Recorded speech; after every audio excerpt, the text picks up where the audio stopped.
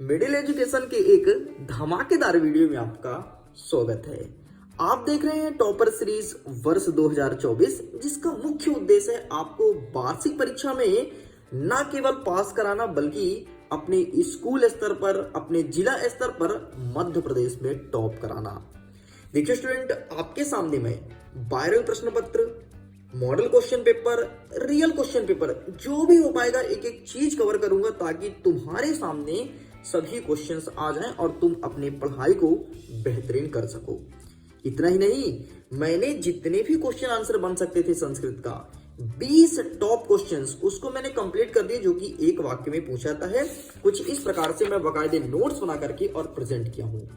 अगर आपने अभी तक इसका पीडीएफ डाउनलोड नहीं किया है तो लिंक डिस्क्रिप्शन बॉक्स में दिया है, चेकआउट कीजिए, इसके पीडीएफ को डाउनलोड कर सकते हैं। मैं वीडियो में आपको बताया हूं कि बड़े वाले प्रश्न के उत्तर को किस प्रकार से लिखा जाता है। बड़े वाले प्रश्न है लेकिन उसको थोड़ी थोड़ी आंसर याद करो और कैसे बड़ा लिख सकते हो, और हिंदी में अर्थ भी बताया हूं।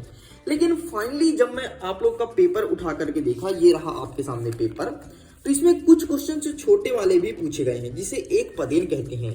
तो अब आपके सामने एक पदेन के सारे क्वेश्चंस प्रेजेंट कर रहा हूं, जो कि कल आपके एग्जाम में देखने को मिलेगा। देखो यहां पर कह रहा है प्रश्न क्रमांक 1, अत्र जीवितम कीदृशी जाता। इसका हिंदी में अनुवाद होगा कि यहाँ जीवन कैसी हो गई। तो यहाँ जीवन कठिन हो गई है, तो सिंपल सा आपको दुर्वहम लिख देना है। दुर्वहम मतलब कठिन होता है। अब यही प्रश्न आपको एक पदेन का एक वाक्य में देखने को मिलेगा। तो अत्र के स्थान पर केवल आपको दुर्वहम लिखना है और जीवितम से लेकर के जातम पूरा पीछे सेम कर देना है। मतलब यहाँ पर बस चेंज करना है, बाकी टोटल सेम रहेगा।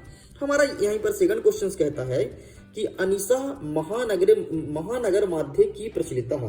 तो जहां पर लिखा है की के स्थान पर केवल और केवल काला यश चक्रम लिख देना है बस। अच्छा, इसका हिंदी अनुवाद क्या होगा? तो हिंदी अनुवाद होगा कि महानगर में रात दिन क्या चलता है। तो कालन चक्रम मतलब लोहे के चक्र के अनुसार चलता है। तो बस आपको इतना लिख के कंप्लीट कर देना है। आगे बढ़ते हैं। तीसरा नंबर कहता है सर्वदा सर्वकासु कहा बलती। ये प्रश्न पूछा गया है। तो इसका हिंदी अनुवाद हो जाएगा कि हमेशा सभी कार्यों में कौन बलवान है।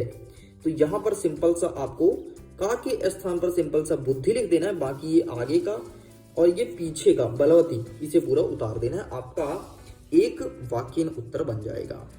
आगे देखते हैं। नेक्स्ट हमारा 5वां नंबर कह रहा है कुत्र लवकुशायो पितु नामना पेहवेंती। मतलब इसका हिंदी अनुवाद हो जाएगा। अच्छा, इसके पहले सुन लो, ये प्रश्न आपके 2022 में पूछा है, 2023 में पूछा है, इसलिए बहुत ज्यादा इंपॉर्टेंट है। आप इसे अच्छे से कर लेना एंड डेफिनेटली स्कूल में देखने को मिलेगा। चलिए जी आगे बढ़ते हैं। अब पूछा है कि कुत्र लवकुशायो पितु ना पेहवेंती। ये प्रश्न पूछा गया है। तो इसका हिंदी अनुवाद हो जाएगा कहाँ लवकुश के पिता का नाम नहीं लिखा जाता है।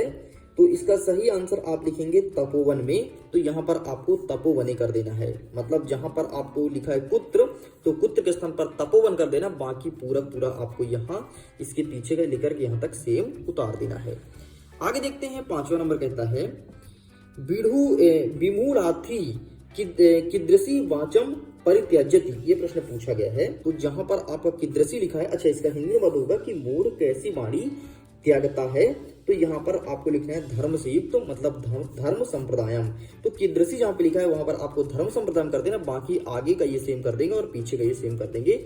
ये आपके एग्जाम में देखने को मिलेगा। चलिए आगे देखते हैं। 6वां नंबर कहता है कि कायो एकः शरीरेण दुर्बलः आसीत्। इसका हिंदी अर्थ हुआ कि कौन दो में से किसी एक शरीर से दुर्बल था। तो यहाँ पर आपको लिखना है दोनों बैल में से। तो यहाँ पर आपको लिखना है बलि बरदायो, बस इतना लिख के कंप्लीट कर देना है। तो कहाँ पे बलि बरदायो लिखेंगे? कायो के स्थान पर बलि बरदायो लिख देंगे, बाकी पूरा एक से लेकर के आसित तक कंप्लीट कर देंगे। आगे बढ़ते हैं। हमारा 7वां नंबर कह रहा है कि केसाम संपत्तोचा विपत्तोचा महताम एक रूपता। तो ये तो आपका कहा जाए तो सुभाषानी है। इसका अर्थ हुआ कि किनकी संपत्ति और विपत्ति में समानता रहती है। तो यहाँ पर आपको महत्तम करना है। महत्तम मतलब होता है महान लोग। तो सिंपल सा केसाम के स्थान पर महत्तम करेंगे, बाकी पूरा आपका पीछे सेम रहेगा। आगे देखते हैं। 8वां नंबर कह रहा है मनुष्याणाम महानम रिपु कहा। मतलब जो मनुष्य होता है तो मनुष्य का सबसे बड़ा या सबसे महान शत्रु कौन है? तो यहाँ पर आपको लिखना है आलस्य। जो आलस होता है वो मनुष्य का सबसे बड़ा शत्रु होता है। आलस अगर जिंदगी में आता है तो व्यक्ति को कुछ करने नहीं देता। तो इस प्रकार से इन सभी क्वेश्चंस को आपको अच्छे से रट के जाना है। देख लेना, इनके बाहर से एक भी क्वेश्चंस नहीं पूछा जाएगा। ओके स्टूडेंट, अगर आपको लग रहा हो कि यार सर की मेहनत है, वाकई सर ने बहुत मेहनत किया है, सबसे पहले हमारे लिए आंसर लिखे हैं, फिर वीडियो को शूट कर रहे हैं। आपको पता है कि लिखने में, वीडियो को बनाने में, एडिट और अपलोड करने में बहुत मेहनत लगती है और आपके सामने तगड़ा कंटेंट लेकर के आता हूँ। आपको गुमराह नहीं करता हूँ कि आपको गलत पेपर दिखाऊं और फिर ना निकले और रियल बोलूं, ऐसा कुछ नहीं करता हूँ। तो प्लीज वीडियो को दिल से लाइक जरूर कीजिएगा, अपने दोस्तों के साथ शेयर कीजिए ताकि उनको भी फायदा मिल पाए। देखो यार, इधर उधर पेपर के चक्कर में भटकोगे, तुमको पता है कि हिंदी का पेपर कहीं वायरल नहीं हुआ था, संस्कृत का पेपर कहीं वायरल नहीं होगा। आपको टॉपर सीरीज और मोस्ट आईएमपी क्वेश्चंस ही पार लगवाएंगे, इसीलिए इन सभी क्वेश्चंस को अच्छे से पढ़ना है।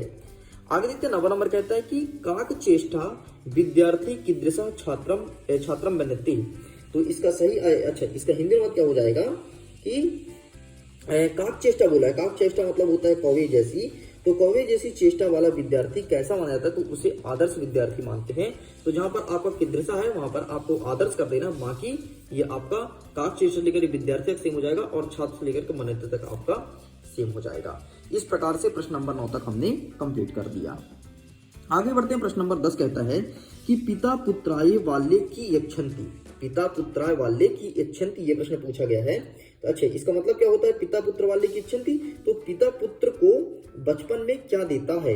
तो जब पिता होता है वो पुत्र को विद्या देता है। जैसे आप लोग के पापा ही आप लोग को पढ़ा रहे हैं, ज्ञान दे रहे हैं। पापा आपकी कभी नहीं बोलते कि बेटा तुम पेपर चक्कर में बैठे रहना, वो कभी नहीं बोलते। वो हमेशा बोलते हैं बेटा पढ़ाई करो, अच्छे परसेंटेज बन जाएंगे। और मिडिल एजुकेशन स्वयं आपको टॉप कराने के लिए सोचा है। तो पिता आपको बाल्यावस्था में क्या देते हैं? विद्या। तो जहाँ पर की लिखा है वहां पर आपको विद्याधर्म लिखना है, बाकी यच्छन्ति आपका अंतिम में आ जाएगा और पिता से लेकर के बाल्य तक आपका पहले आ जाएगा। इस प्रकार से हमने 10 प्रश्न कंप्लीट कर लिया। चलिए आगे बढ़ते हैं, कुछ क्वेश्चंस और हैं, ज्यादा क्वेश्चंस नहीं है, 12-13 ही प्रश्न लेकर के आया हूं, लेकिन यहां से पूरे के पूरे आपके एग्जाम में देखने को मिलेंगे। इस चीज को ध्यान रखिएगा। हमारा 11वां नंबर कह रहा है कि कस्य शोभा एकेन राजहंसे भवति। इसका मतलब ये क्या हो जाएगा कि किसकी शोभा एक राजहंस से होती है? तो सरसा मतलब होता है तालाब। तो तालाब की शोभा राजहंस से होती है, मतलब अगर कोई तालाब में हंस बैठा हुआ है तो बहुत ही प्यारा तालाब लगता है। ठीक, इस प्रकार से ये चीज आपको पढ़ना है। अब जहां पर कस्य लिखा है बेटा वहां पर आपको सरसा लिख देना है, बाकी ये आपको पूरा का पूरा आपको सेम टू सेम उतार देना है। इस चीज को ध्यान रखिएगा। आगे देखते हैं, हमारा 12वां नंबर कह रहा है कि सरसा तीरे के बसती। सरसा तीरे की बसती, इसका हिंदी में क्या हो जाएगा कि तालाब के किनारे कौन रहते थे? तो के स्थान पर आपको लिखना है वक सहस्त्र।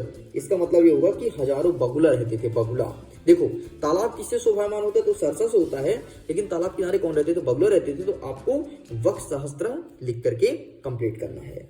आगे बढ़ते हैं, 11वां नंबर कह रहा है कि कहा पिपायसते मित्रंति। ये प्रश्न पूछा गया है।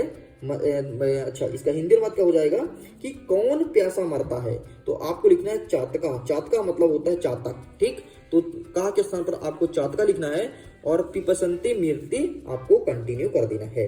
ये प्रश्न आपके 2023 में पूछा गया था, 2022 में पूछा गया था। बहुत ज्यादा इंपॉर्टेंट क्वेश्चन है। आगे बढ़ते हैं। आगे कहता है केन संवेदन वाल्मीका लघुकोशाय गुरु। ठीक, तो इसका अर्थ हुआ कि किन संबंध से वाल्मीकि लघुकुश के गुरु थे? तो वो उनको दीक्षा दिए थे, उनका उपनयन संस्कार किए थे। हिंदू धर्म में 16 संस्कार में से एक संस्कार होता है उपनयन संस्कार। उपनयन संस्कार का मतलब होता है दीक्षा देना। तो वो दीक्षा दिए थे कौन? वाल्मीकि। किसको? लवकुश को। इसलिए वो उनके गुरु हुआ करते थे। तो केन के स्थान पर सिंपल सा आपको ये लिख देना है एंड ये आपका कंप्लीट होता है। आगे देखते हैं, हमारा 15 नंबर कहता है कि अतिथा केन प्रबुद्धि। जहां पर केन लिखा है वहां पर आपको लिखना है क्या? पद ध्वनिना। बस इतना लिख के कंप्लीट कर देना है। तो इस प्रकार से स्टूडेंट्स पूरे के पूरे क्वेश्चंस कंप्लीट कर दिया हूं। मात्र 15 ही प्रश्न थे जो कि आपके एक वाक्य के लिखने को मिलेंगे। बाकी मैं एक पदेन करा ही दिया हूं, गद्यांश पद्यांश करा दिया हूं।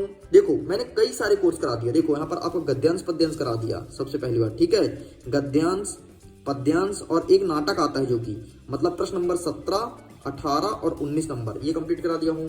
ठीक है, नाटक। इसके बाद आपका एक क्या आता है? निबंध आता है और एक आपका क्या आता है? निबंध के बाद एक पत्र आता है, ये भी कंप्लीट करा दिया हूँ। ठीक, जो 100% आ रहे हैं ये सब बता दिया हूँ। इसके बाद आपका एक वाक्य का उत्तर हो गया और इसके साथ एक पदेन हो गया, ये भी कंप्लीट करा दिया हूँ। अब कहा, काम, प्रतिकथित, सुभाषतानी वगैरह ये सब बचे तो इनको कंप्लीट कर दूंगा, टेंशन मत लो, आराम से तुम पढ़ते रहो। इसके बाद एक प्रश्न पत्र भी आएगा, टेंशन मत लो, एक प्रश्न पत्र आएगा जो कि धमाका मचाएगा तुम्हारे एग्जाम में, और वहां से बहुत सारे क्वेश्चन देखने को मिलेंगे जिस प्रकार से हिंदी में देखने को मिला था। ओके स्टूडेंट, मैं उम्मीद करता हूँ वीडियो काफी पसंद आया होगा। वीडियो पसंद है तो वीडियो को लाइक कीजिए, अपने दोस्तों के साथ शेयर कीजिए। अगर पहली बार चैनल को सब्सक्राइब जरूर कीजिएगा। मैं वीडियो को एंड करता हूँ। एग्जाम के लिए all the best, bye bye.